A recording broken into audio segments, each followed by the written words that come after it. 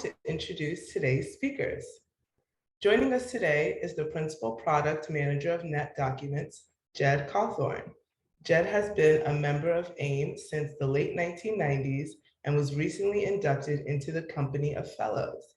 Jed has worked on the buy side in ECM, information management, intranets, enterprise search, and collaboration. Most recently, Jed has joined the sell side of the industry as director and is now Principal Product Manager for Net Documents. Jed has taught ECM for the University of Toronto and is about to start teaching product management for York University. That's York in Ontario, not in Yorkshire. Outside of work, Jed is a historical fencer and archer and 14th century reenactor. He's also an avid consumer of all things science fiction. Along with Jed, we have AIIM's very own CEO and president, Peggy Winton. With over 30 years of program, product, and business development experience, Peggy Winton is responsible for the strategic, technical, and business direction of AIIM. Peggy believes that marketing and technology are converging and moving to the forefront of the business in order to deliver the ultimate customer experience and adapt to a new world that has shifted from physical to data, technology, and automation. She has also applied this philosophy to a set of inbound methodologies that has resulted in significant reach and growth of an active AIIM community, which now has over 200K plus members. Welcome, Jed and Peggy. Over to you now, Peggy. Thank you so much, Nina, and always a pleasure to be with you, Jed. I think you've got a lightsaber you're gonna wave. It's not quite your javelin or whatever your medieval costume usually carries, but fun nonetheless. So thanks so much for being here. I'm gonna suggest that all of you who are tuning in today try to stick with us. This is only a 40-minute or so experience. We've got something that we've pulled together as a bit of a gift for you at the end, and I thank my partners at Net Documents for working with us on that. We think it'll be a valuable tool, and you'll get a copy that you can use for your own organization. So that's my little carrot and my suggestion that you try to stick with us. So if you follow AIIM research, and you know that we regularly come out to our extended AIIM community and ask you things like, what are your business drivers? What's really motivating you to make changes or invest in certain tools and technologies?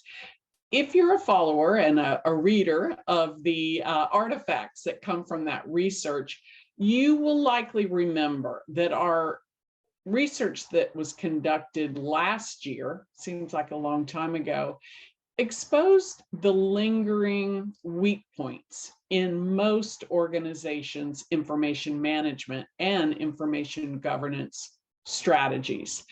What we found in the study, the overarching conclusion is that there's still a sizable disconnect when it comes to the way that certainly executives view information management strategies and approaches in the overall business picture. And that's sad. We asked you as the AIIM community to give your own organizations a grade when you think about that alignment. How well do your information management efforts align with your business strategic efforts? And the overall average grade was no more than a C-. And that hurts. That really hurts us. Next slide. Just 4 months ago, we actually revisited this question because we thought it was worth probing again. Here we are, more than a year after COVID's first impact, and even more prolonged and profound than we all ever expect. Even after all that, and the changes that we were forced to make, we see only incremental improvement in the overall status of information management and governance in business. The average grade you gave yourself this year is still a C-. but we decided to probe a little bit further. And we asked whether your status and the grade that you gave has changed at all in the past 24 months. Has it stayed the same, or heaven forbid, gotten worse? And there were plenty of you that said yes, it had. Or had you seen at least some incremental improvements? And this is where our research and our findings got super interesting, but I guess it should have been obvious to us beforehand. And that is that the difference in outcomes, the answer you gave us between whether you stayed at status quo or whether you saw improvement, directly came down to the degree to which you put your customers as the focus of your efforts for information management. And when we say customers, we always include internal, as in your colleagues, your employees, as much as we do external.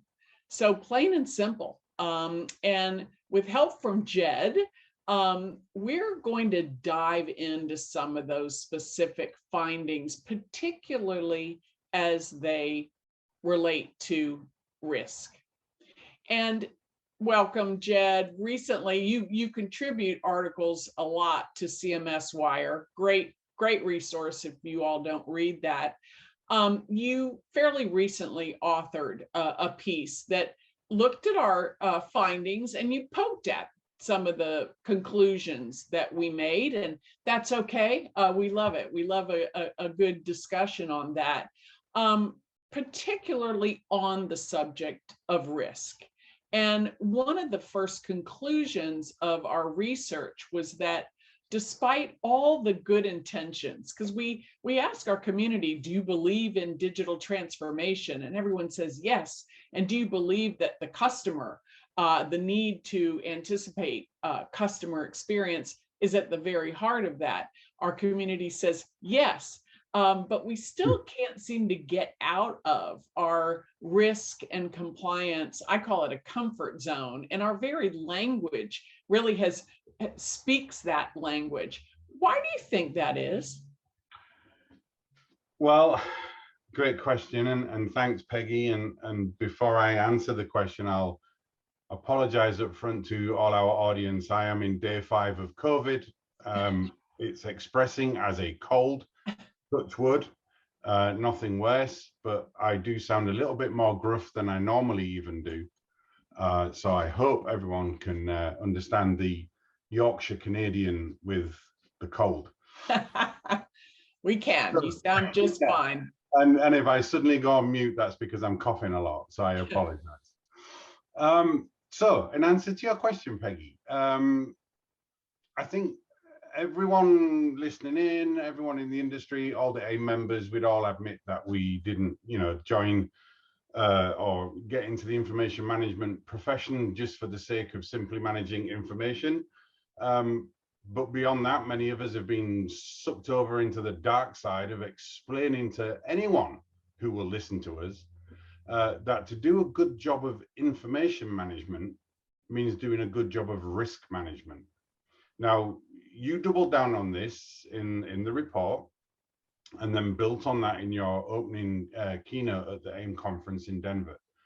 And you said that, focusing on risk, compliance, and managing information simply to avoid issues in risk and compliance and to avoid potential penalties doesn't add real business value to an organization.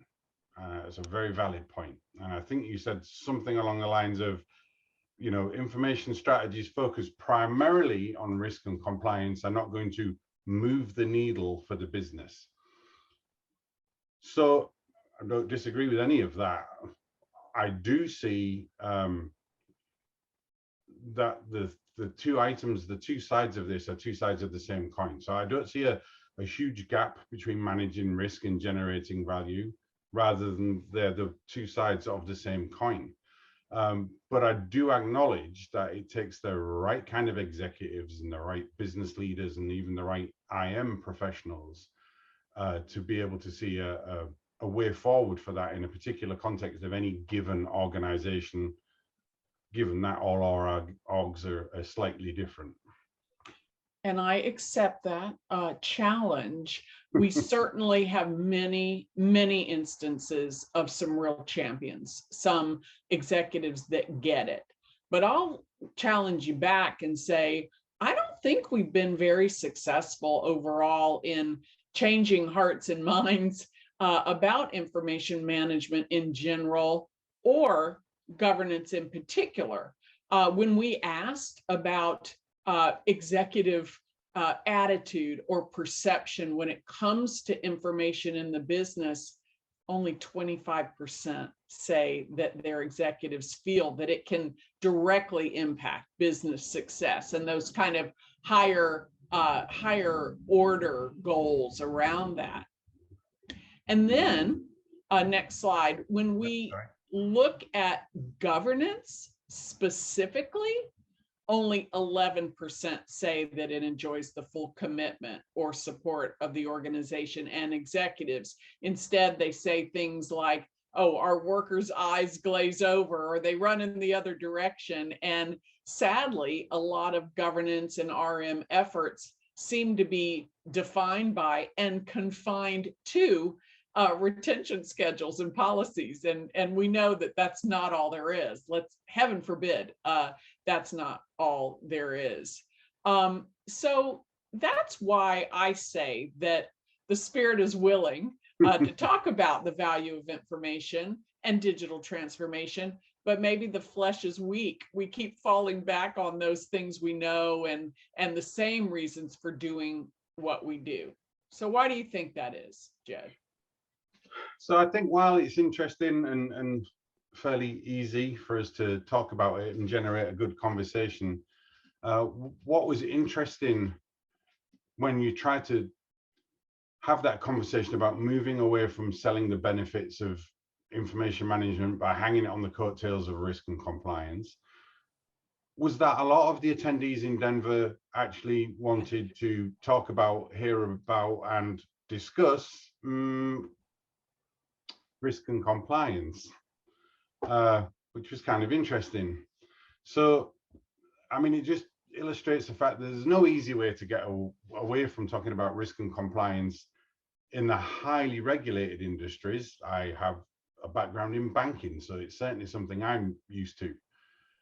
And in many of those industries, information remains a key product for helping to manage risk and for illustrating compliance to the industry regulators or the government agencies who are in charge of those rules, and you provide the evidence that you're sticking with them. However, there seems to be a common view that if you concentrate on adding the value by making money, and you screw up and get caught by an auditor, a regulatory body on a compliance issue, you might get fined by that regulator. But it will all work out in the end because you can pay the fines from all that great money you're making. Unfortunately, what this doesn't consider is the reputational risk of your fine being splashed all over the interwebs and the press, the resultant loss of customers that could cause, and the resultant loss of revenue and potentially market value if you're publicly traded.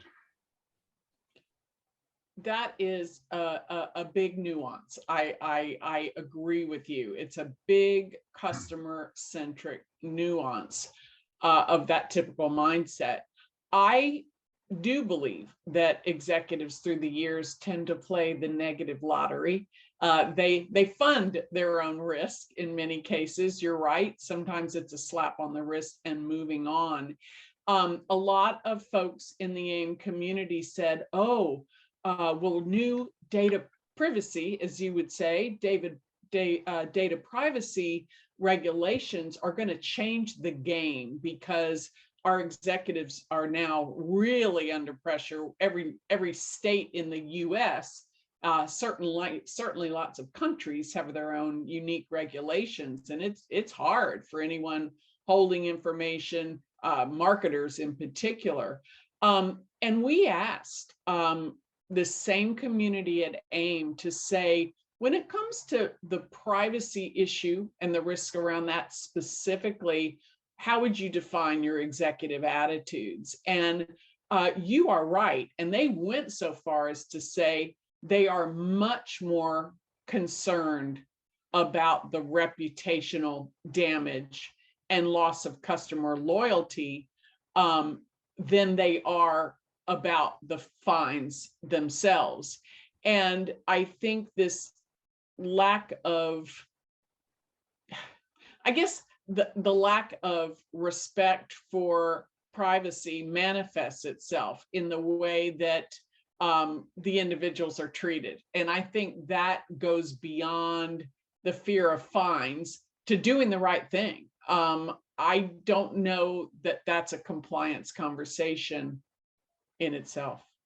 Yeah, absolutely agree. And good organizations are driven or have leaders who are driven by that customer focus. And certainly the banks I worked at in Canada weren't just, fulfilling the compliance of meeting the regulations for the sake of it. They were meeting them because they were there for good reasons, customer focused reasons, and were there to, help the customers in the end. So if we think of that customer focused and risk centric approaches of there's two sides of the same coin, hopefully we can make the information magic happen by considering both sides together. So perhaps an initiative driven by compliance requirements can also benefit the revenue generating line of business. Try and find the positives in everything. Or the customer focused information management project for a business unit can actually have positive side effects for records management, information governance, and compliance managers in the bigger picture. And that sounds ideal. And I don't think we should stop striving for that at all. But you may remember that last year, after we focused in on the misalignment and the C- grade, we came to a similar conclusion that, all of this is just good for business. We said that our AIIM professionals and IG professionals should adopt that broader, holistic, and almost multidisciplinary approach to try to assess and balance both risk and value. But again, here we are a full year later from that report, and we only see incremental change in the overall status within business. And I'm saying I think we were wrong at AIIM. I'm wondering if our advice was too broad, maybe too idealistic, and almost impractical. It was kind of neglectful of the customer experience implications, because given all of the business challenges that organizations are facing around employee retention and recruitment, just around still trying to automate a lot of those manual processes that really exposed them a few years ago, I'm wondering if that's just too big of a task without a real mandate organizationally wide to sustain it.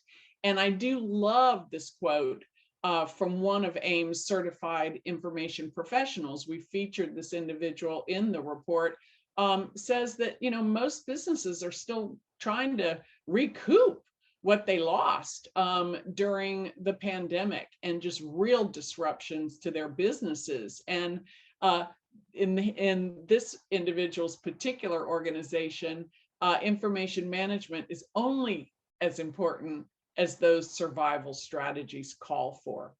Do you think maybe that trying to boil the ocean, kind of a big bang approach, just almost serves to bury information management in a deeper black hole? Maybe. I mean, so all the conversations you and I have had, Peggy, whether it's in webinars, podcasts, or over a beer at the AIM conference, maybe we did aim a little too high, but we were doing it for good reasons.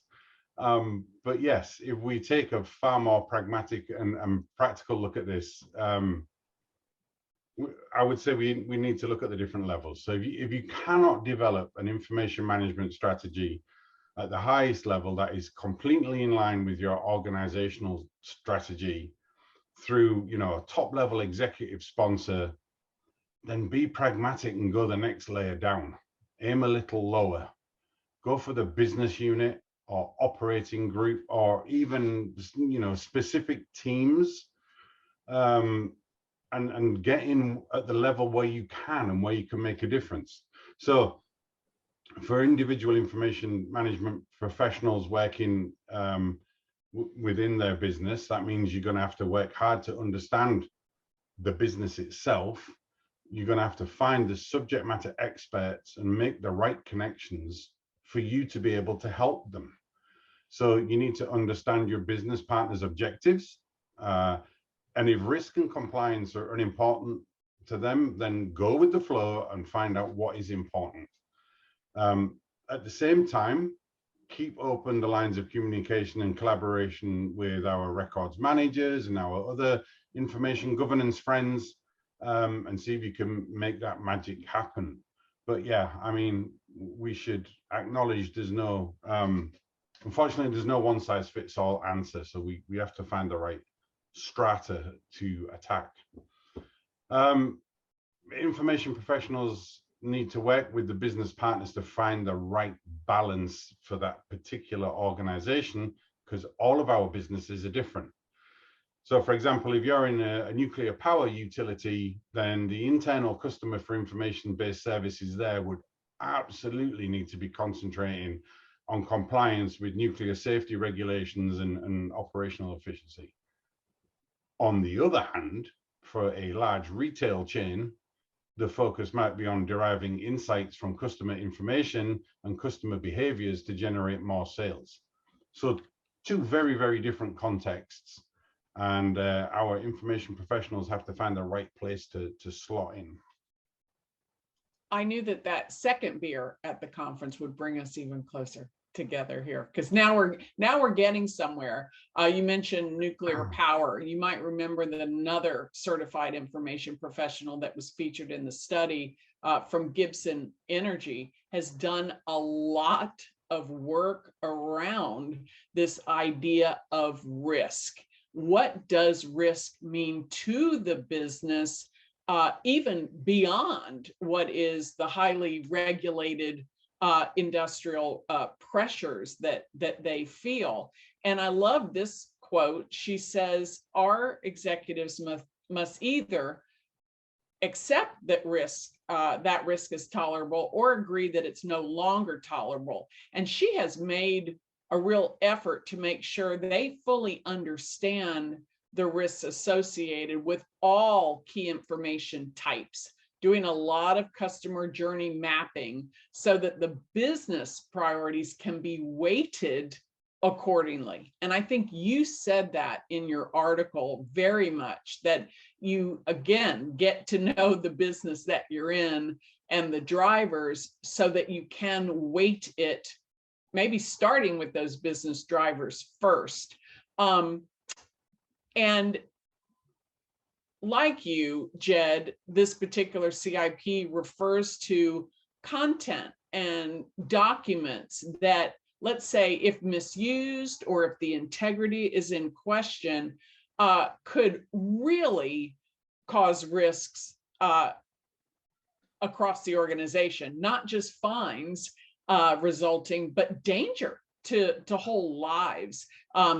Think of oil exploration, or think of nuclear power. You get some of that stuff wrong, platform drawings, whatever, and you're in some serious danger there to people's livelihoods. Absolutely. And I mean, in the end, there's nothing wrong with you and I pushing that, highly theoretical viewpoint, but it comes back down to the pragmatism and finding the practical way for good information management to help service the needs of the customer. And not just the customer, but also other stakeholders across the business, enabling both that value generation and good governance. Yeah, and there again is that sort of balance, and it's a real exercise, and it's a real art, I think, that we need to protect and perfect. Obviously, we have information everywhere. Everyone does, and we need to start somewhere. It would be really great if there were a simple framework that would help our organizations assign both a risk and a value metric to each of those key sources.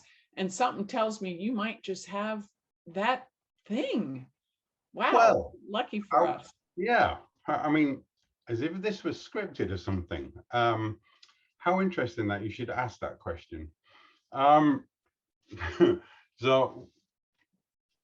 and I do apologize to the audience again, I had to pop a cough sweet to keep myself going. So what I've been working on with some other AIM colleagues is to try to come up with a simple matrix so we can do that business value versus business risk, almost like doing the cost benefit analysis. So before I show you this tool, I'm just going to point out that this, I think I said it once already, there's no one size fits all for anything. This could be taken by a member of the audience and tweaked to fit their own business context. This isn't something that's set in stone, and we've developed it for this webinar, so we're certainly not saying it's perfect by any means, but it should be hopefully a starting point for people to help them within their own business context. So we start with a good old-fashioned 2x2, and on one side we're measuring the value of our information, and on the other axis we're measuring the risk inherent in not managing that information. And if we go for the first quadrant, we'll say down here in the corner we've got low value and low risk. It's low value because it's unprocessed business data. Or processed data itself, data about your business processes. It's information that hasn't been processed yet, or it's data that hasn't been processed to turn it into information rather. So it's probably very low value at this point. And because it's low value, there's not a lot that can be exploited if it was to leak or be hacked, and therefore it's pretty low risk. But if we go up to the next quadrant, if I can get my mouse to work. Jed, what would be an example of unprocessed business data? Is that just maybe casual conversations like, hey, everyone, there are cookies in the kitchen, or something that would land in an inbox? Or even like raw data from a business process. So you manufactured 1 billion widgets this month. So what? That's your business. You manufacture widgets. When you start to process that information and add context to it and add additional metadata, it's like, well, we manufactured 1 billion and we sold 750 million, and then you process a bit more and you find out, well, we sold the majority of that 750 million in the North American market. Now that information has more value. Gotcha. And therefore it needs to be managed better. Make sense? It does, and that's a topic for another webinar to talk about data, which may be lots of it, but not high value, versus the contextual information that comes from that. We do the whole turning data into information into knowledge, and that whole pyramid. Yeah. But as we go up the pyramid and we add value, we generate some high value data, but it's still at low risk. Why? Because The processing of that product data wouldn't provide a unique competitive advantage, or it's high volume and high throughput information, so it changes very rapidly. So it's high value to you in your processes. But if it was to leak or get out, it's not necessarily high risk because it's constantly changing. And therefore, it's out of date very rapidly. So you can have high value, which remains low risk. But if we move across, we get to what would possibly for most people in most industries be the real focus area, which is high value and high risk. So I'm saying customer information, depending on your industry, this could be PII, personally identifiable information. It could be PHI, personal or private health information. Depends what business you're in, but you will have high value, high risk information. Information that is of the greatest value to your processes in your strategic planning, in helping you figure out what's going to, add value in the next quarter, in the next year, in the next 3 years. But also it's high risk because if it gets out, it gets in the wrong hands, gets mismanaged. And by the way, mismanagement can simply mean the employees that need it aren't able to find it when they need it. It's not all about hacking and losing stuff externally, although obviously that springs to people's minds because that generates news cycles. But this is high value, and there's a high risk of not managing it appropriately internally, as well as safeguarding it from external threats. Which leads us on to the low value, that remains high risk.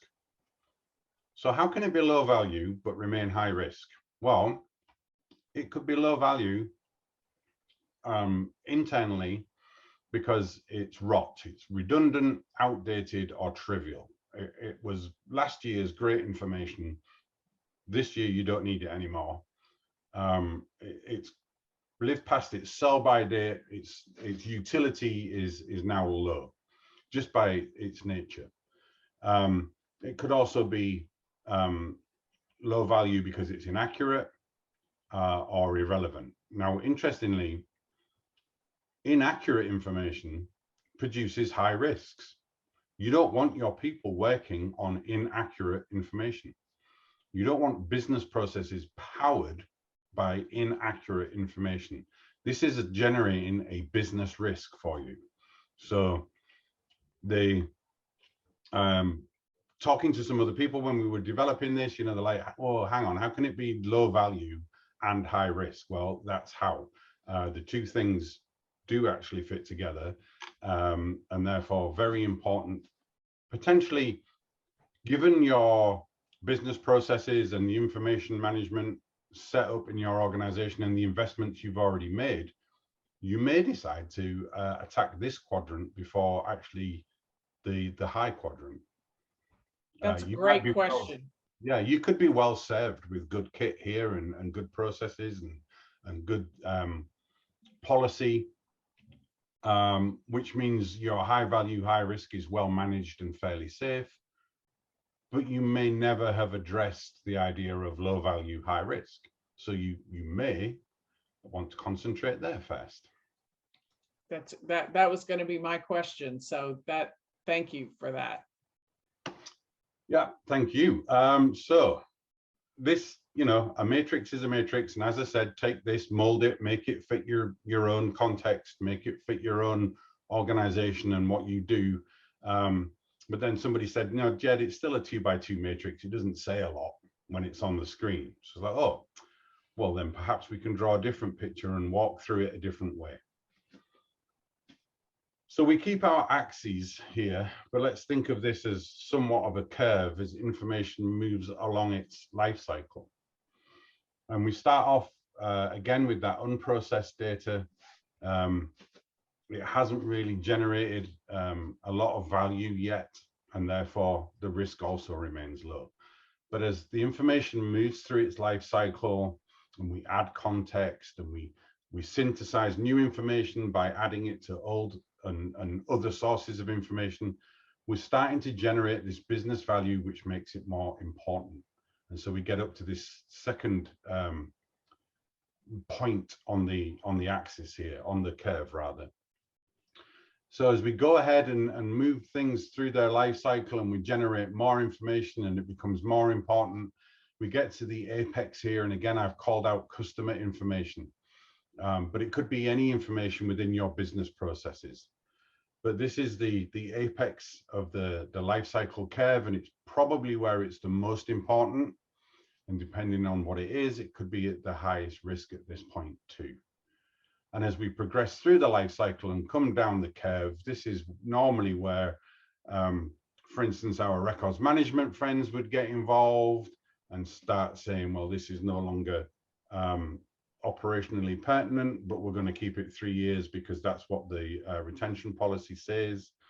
Or in some businesses where we take a slightly different view of life cycle, they might say, do you know what? That's 3 months old, and 3 months old, it needs to die because we just don't need to be sued if anybody ever asks for this in discovery. And so again, you could potentially use this as a vehicle to drive a conversation with records management or other information governance professionals. So I'm going to leave that on screen a while for people to read. And take a quick swig. Peggy, if you have any questions about this one. Well, I think it's really important to show the dynamic nature of this. I think that's very helpful for our folks on this event, on this call, that are very aware of their life cycle management within their organizations. It's still probably the #1 source of worry and angst for so many people. And I dare say maybe some of them who haven't really taken the time to map that and to think about it, this might actually help them to prioritize. It might help get started a lot easier to think about the value and risk element. Hopefully, absolutely, yeah. And as I keep pushing home that point, it's a toolkit to be used, and it can be tweaked and changed however fits the context of our particular audience members, and they can we are providing this to everybody, so they'll be able to download it and they can take it and use it and make it work for them. And we may I'm getting ahead of myself. I'm hoping, Jed, that with your help we may actually develop this into one of AIIM's learning courses with a worksheet and examples and case studies with that. I think it's much needed in this community. Well, you've said it out loud now, so no pressure. No pressure we'll at get all. to work right away on it. And because I am an MBA, there has to be a value chain diagram in here somewhere. So this is just a different way of looking at it. Again, for some people, this may resonate more. It may sit better. You might be able to use it within the context of other tools that you use. And it's just stepping through that information lifecycle flow as you move along the path. But again, just in these 4 categories of business value and business risk. And before we kind of wrap this up, I do want to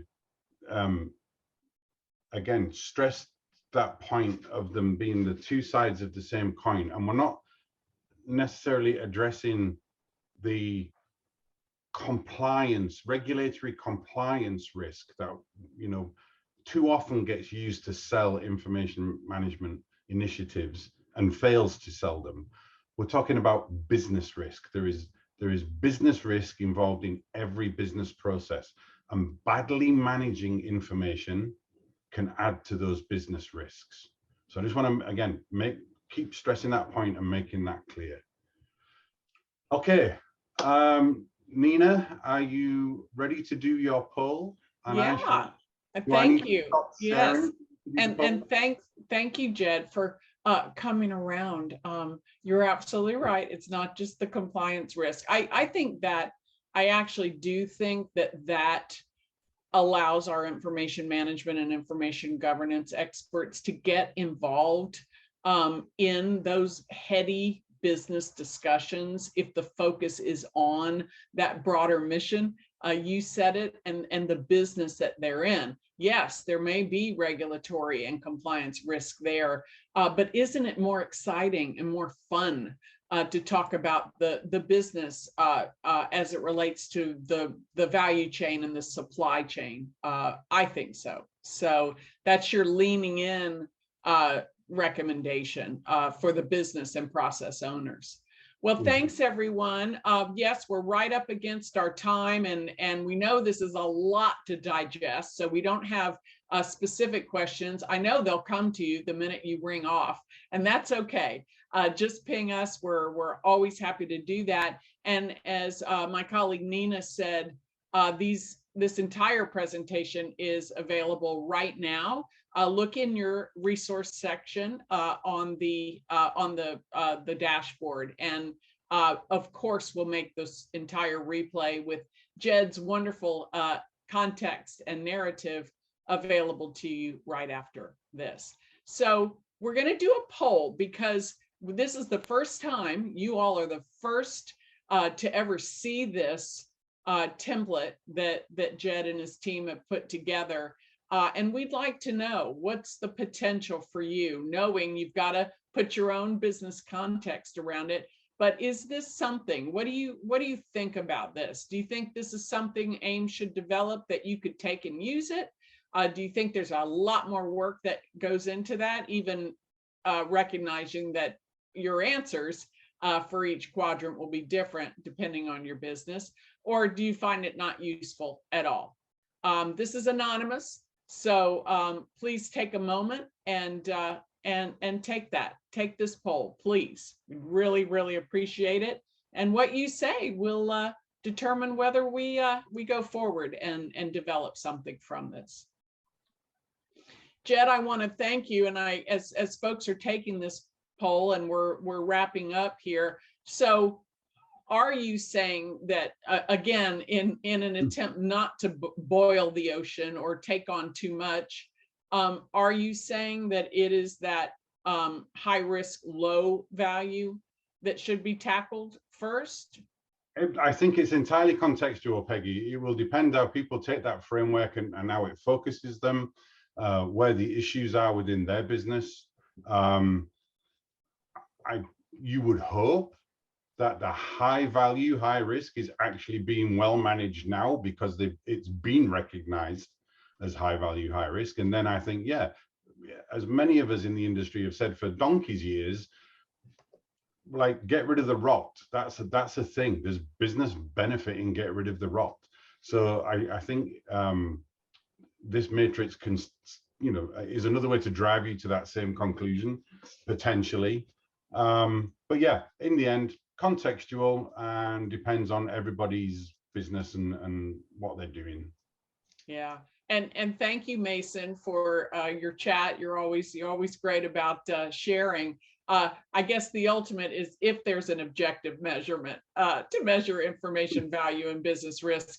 There's never an objective. I mean, there is in certain things, but it's not always objective, and therein lies the extra challenge. So we're just seeing these poll results. So good number of you found this useful. That's fantastic. Well, we will the gauntlet in your terminology, Jed, the gauntlet has been laid down. So we will proceed with that. And absolutely. Yeah. Absolutely. Yeah. And, Nina, oh, go ahead. I was going to I just want, because AIIM is a community, I just wanted to do a quick shout out because we've been talking about the latest report, and one of the CIP panel on that report was a lady called Agatha, who I used to work with. And she joined AIIM when she used to work with me, and she's now a CIP and getting involved in stuff like the research. So yay.